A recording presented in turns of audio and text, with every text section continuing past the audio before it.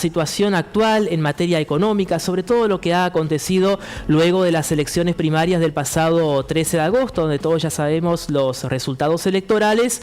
El tema es lo que pasó después con esta devaluación del 22% y la situación económica actual que estamos viviendo. Para hablar sobre estos temas ya estamos con alguien que realmente sabe, que es el contador Roberto Jung, profesor, docente universitario, economista. Roberto, como siempre, gracias por venir. Buen mediodía, buenas tardes. Bueno, buenas tardes. Es un gusto compartir con ustedes estos minutos. Bueno, ¿qué podemos decir, Roberto, sobre esta situación actual? Ya sabemos el resultado electoral, ¿no? Ese es un análisis aparte o que tiene que ver también con esto, pero las medidas que ha tomado el gobierno, sobre todo esta devaluación. En primer lugar, le quiero consultar para aquel que no sabe, en palabras fáciles, ¿qué sería? ¿Qué es una devaluación? Porque es una palabra que escuchamos tanto, pero no sé si todos saben realmente qué es. Sí, te lo digo de una manera bien sencilla. Devaluar es hacer que nuestra moneda, el peso, pierda valor ante el dólar. Eso es devaluar. Claro, que es algo que se venía solicitando, sobre todo el Fondo Monetario venía pidiendo eso, ¿no? Lo que pasa es que el Fondo Monetario, por lo menos de la información que uno tiene, no iba a poner los 7.500 millones de dólares que se hizo de ese compromiso en la medida que, esto lo dijo el propio ministro de Economía, ¿verdad?, en la medida de que no se devaluara. Por eso, más allá que discutir esto en un contexto como el que estamos discutiendo me parece que ya es inútil, porque la devaluación está, pero siempre que hay una devaluación, y esto tiene que quedarle claro a la gente, eso implica ajustar los salarios, las jubilaciones, las pensiones, las políticas sociales. De eso se trata cuando uno habla de devaluar, porque precisamente los que más se perjudican son estos actores. Entonces, cuando hay una devaluación, y esto me parece a mí que es lo que se debió haber planteado, es toda devaluación en la Argentina tiene que plantear una compensación. Al mismo tiempo que se devalúa, hay que compensar a determinados sectores de la sociedad. Claro. Por ejemplo, ¿en qué consistiría esa compensación? Bueno, se podrían llevar adelante determinadas políticas económicas, como por ejemplo el compromiso muy fuerte de congelar los precios hasta fin de año, por ejemplo, congelar los precios hasta fin de año, esto es fundamental, otorgar una suma fija, porque esto a todo el mundo, porque esto beneficia fundamentalmente a los que menos ganan, inclusive los informales.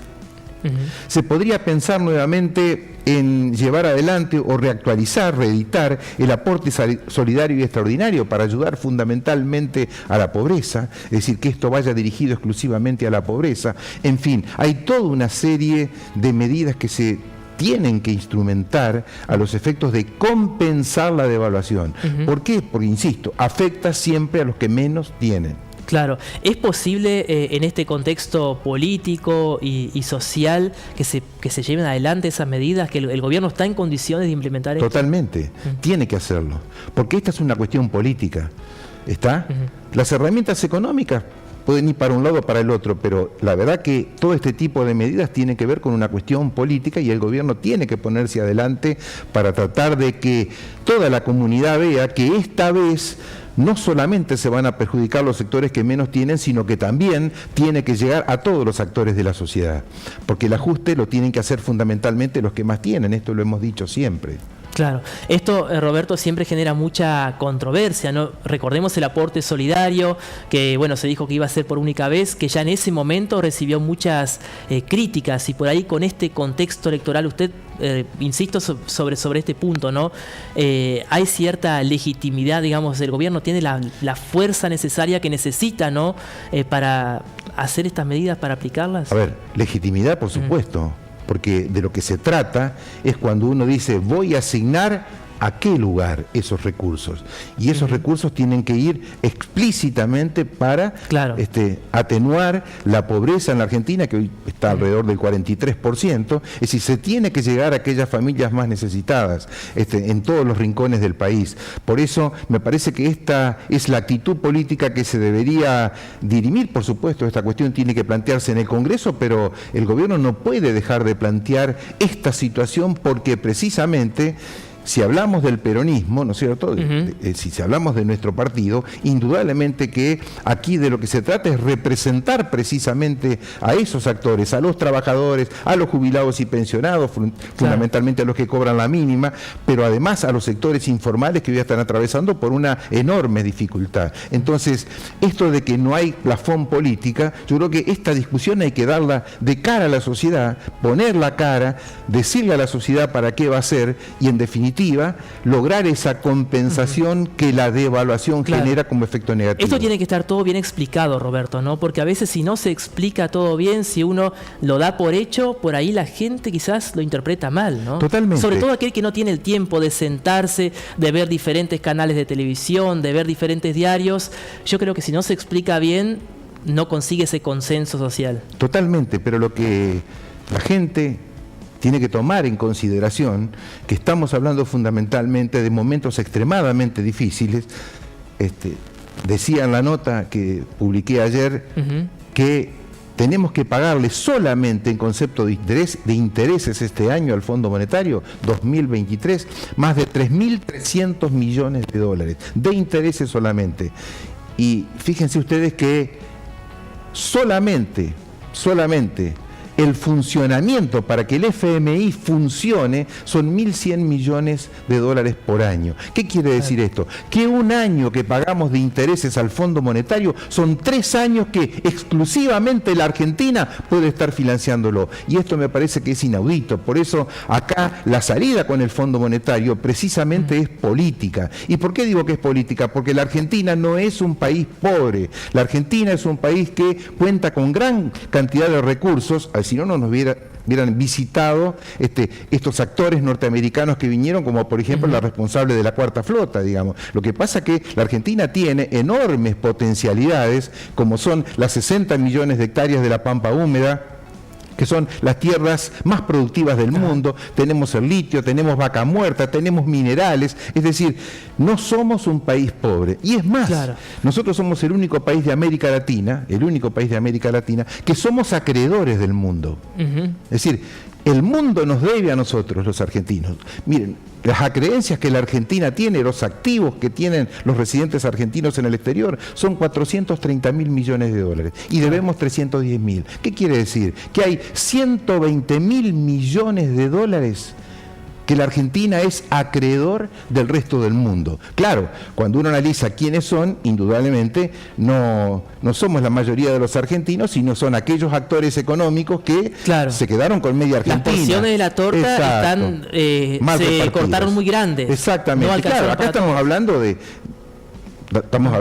de la dictadura cívico-militar, y hay gente grande lo debe saber a esto. Ahí se consolidaron los grupos económicos nacionales, pero también con la privatización de Menem, porque ¿qué hicieron estos grandes grupos económicos nacionales como Techín, Pérez Compán, Euneikian mismo, bueno, el grupo Macri, bueno, todos esos actores, ¿de qué manera se beneficiaron? Fueron los que compraron los paquetes accionarios en el momento de las privatizaciones y a los 2 o 3 años se la vendieron al capital extranjero, haciendo Roberto, pingües ganancias. ¿Pero qué hizo mal la política o qué no hizo para que muchos votantes por ahí enojados con la situación actual, con el anterior gobierno, con este gobierno, voten a algo que otra vez quizás si en caso que se apliquen estas políticas, se habla nuevamente de privatizaciones, de aerolíneas, de YPF, ya sabemos lo que eso nos costó para recuperarlo. Sí, se habla de privatizaciones y mucho más que eso. Sí, como se habla de la eliminación del Banco Central, se habla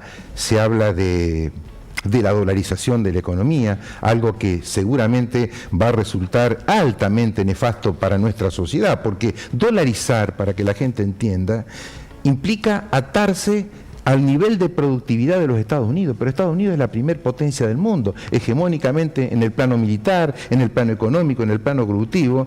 Entonces esto, si nosotros dolarizamos en estas circunstancias, destruiría directamente gran parte de la industria nacional. Hay trabajos hechos sobre esto que hablan hasta del 50%. Por eso me parece que es cierto lo que vos decís. Acá hay 40 años de deuda de los principales gobiernos que han actuado desde el punto de vista de los sectores populares. Pero me parece que esta vez tenemos que decirle a la sociedad tenemos que decirle a la sociedad que este tipo de medidas que se quieren implementar, como la eliminación del Banco Central o como la dolarización y otras que, bueno, todo el mundo las conoce, así que no las tenemos que repetir, me parece de que hay que decir a la sociedad que esta vez la cuestión tiene que ir en serio y se tiene que hacer la gobernanza de una manera completamente diferente, en beneficio de los sectores mayoritarios de la sociedad. Y esto es absolutamente posible. A ver, nosotros dentro de 2 o 3 años, no digo más, dentro de 2 o 3 años, si hacemos las cosas bien, la Argentina tiene que estar en camino al desarrollo. Claramente porque tenemos los recursos para hacerlo.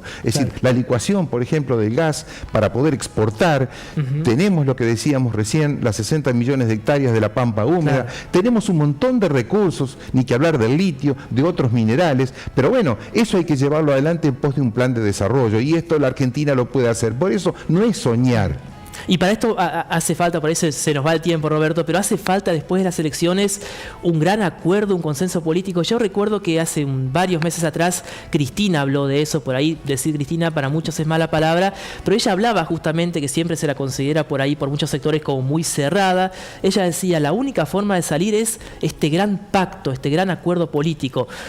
Hoy en día en un panorama electoral es impensado esto, pero después de las elecciones, ¿será posible eso? ¿Qué cree usted, Roberto? Es deseable, indudablemente, llegar a un gran pacto político, pero en función de cuál es la mirada que vamos a tener los argentinos de cara al futuro, porque ese pacto tiene que servir precisamente para que la Argentina se desarrolle, para que la Argentina genere empleo, para que la Argentina tenga trabajo y que realmente desde el Estado se pueda controlar a aquellos que se han enriquecido exclusivamente con la especulación y no con la producción. Y esto es absolutamente viable, pero yo te quiero recordar que cuando vos dijiste, más allá de la mala palabra de Cristina Kirchner, pero hasta el 2005 en la Argentina se vivió de otra manera. Yo creo que eso todo el mundo es consciente de que con todos los defectos que había, con todos los problemas, pero la verdad que esta era otra Argentina. Y en los 4 años del macrismo, lo que se hizo fundamentalmente fue endeudar muchísimo más este país y entregar los resortes de la economía a los actores que, a ver, no necesitan precisamente producir en general, sino especular con esos más de 400.000 millones de dólares que tienen en el exterior, que son los que están demandando la devaluación, porque son esos sectores que después, cuando hay una devaluación, con esa pequeña porción de plata que tienen afuera, la traen y compran empresas, compran campos, y así la Argentina, por eso digo yo, valoro de que haya una instancia en la cual todos nos pongamos de acuerdo, pero siempre y cuando esté muy claro el norte hacia a donde queremos ir, indudablemente. Roberto Jung, gracias como siempre por la visita. No, al contrario, gracias a ustedes.